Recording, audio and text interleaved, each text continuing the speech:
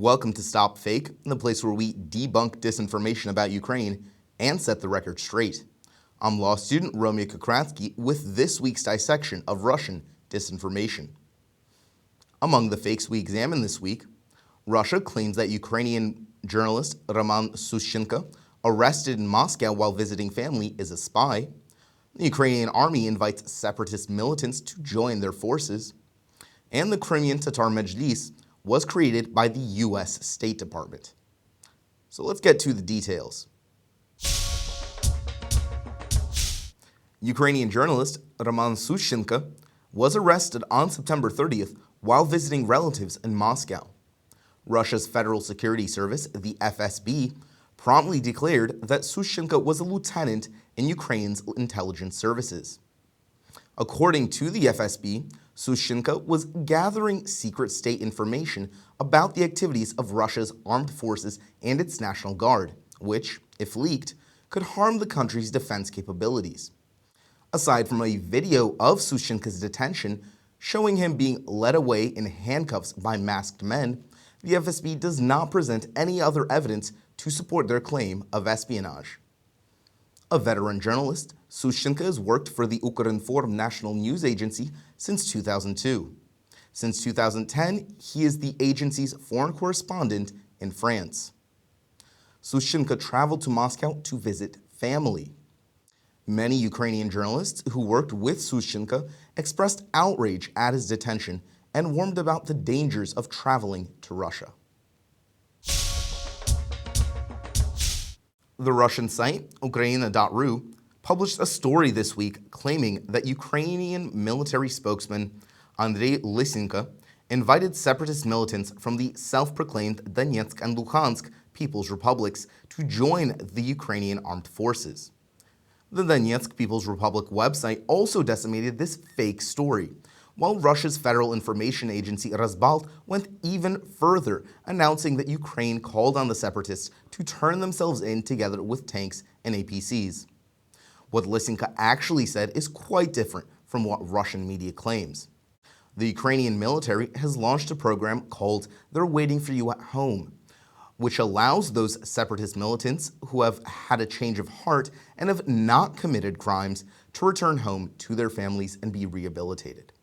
It wouldn't be bad to launch another project, Lysenko writes on his Facebook page, one in which any militant who transfers a tank, an APC, or another piece of military hardware to the Ukrainian side could be either acquitted by a court or have his sentence reduced and receive a monetary reward, as Ukrainian soldiers do each time they capture a piece of enemy hardware. Lysenko sees many advantages in such a program, as it would accelerate the end of the conflict, save lives and resources. These musings, however, are nothing more than Lysenko's wishful thinking, and they are not official Ukrainian military policy. Furthermore, nowhere in the post does Lysenko ask separatist militants to serve in the Ukrainian armed forces. On September 29th, Russia's Supreme Court ruled to uphold the ban on the Mejlis, the Crimean Tatars' self-governing body. The U.S. responded immediately and condemned the decision as illegitimate. Russian media in turn declared that the U.S. refuses to recognize the ban because they themselves created the Mejlis. This version of the Mejlis genesis is the brainchild of Dmitry Polonsky, the so-called Deputy Prime Minister of Crimea, who claims that America created the Crimean Tatar governing body to counter the Russian majority in Crimea and create disunity among the diverse nationalities living on the peninsula. The Mejlis is the representative and governing organ of the Crimean Tatars, and it is the executive branch of the Kurultai, the National Congress of the Crimean Tatar people. The Mejlis was established in July 1991 prior to Ukrainian independence. Mustafa Zhemelev, a prominent Soviet-era political prisoner, served as chairman of the Mejlis for many years. The organization's original leaderships consisted of many former Soviet dissidents. This is not the first time that Russian authorities in Crimea are claiming that the U.S. State Department is behind Mejlis. In the spring of 2016, Crimean authorities classified the Mejlis as an extremist organization and leader of the Crimea's occupying government Sergei Aksyonov, announced that the Mejlis was financed by the State Department. Every time there's a problem, Mustafa Gemayel would run to the U.S. Embassy. The Mejlis was and is completely financed by the U.S., said Aksyonov. According to the Mejlis charter, the organization is actually financed by donations and contributions from individuals, organizations, foundations, and grants.